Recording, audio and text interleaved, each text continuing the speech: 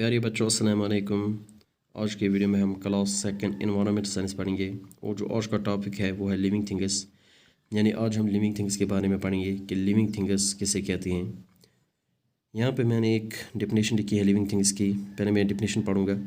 All things which breathe need food and water move from one place to another on their own and produce are called living things.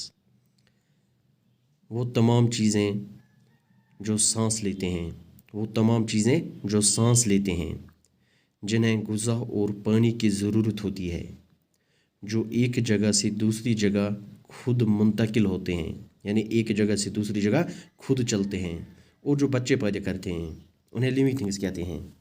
यानी living things सांस भी लेते हैं, इन्हें ग़िज़ा और पानी की भी ज़रूरत होती है, ये एक जगह से दूसरी जगह खुद चलते हैं और ये बच्चे भी पैदा करते हैं। तो उन सारी चीज़ों को हम लिविंग थिंग्स कहते हैं।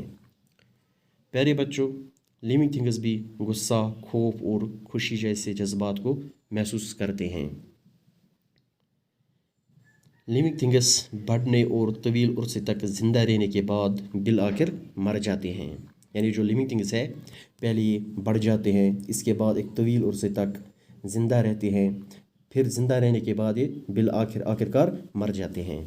यानी जो अब एग्जांपल है लिविंग थिंग्स की वो ये है ह्यूमन बींग्स। यानी ह्यूमन बींग्स इंसानों को कहते हैं, तो ह्यूमन बींग्स लिविंग थिंग्स है।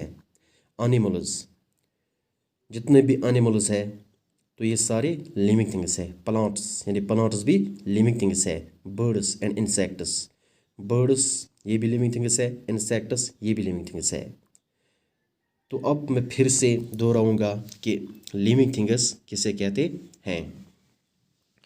वो तमाम चीज़ें जो सांस लेते हैं, यानी जो चीज़ें सांस लेते हैं, जिन्हें ज़िंदा रहने के लिए ग़िज़ा की ज़रूरत होती है और ग़िज़ा और पानी की ज़रूरत होती है, जो एक जगह से दूसरी जगह खुद चलते हैं और जो बच्चे पैदा करते हैं, उन सारी चीज़ों को हम लिविंग थिंग्स कहते हैं।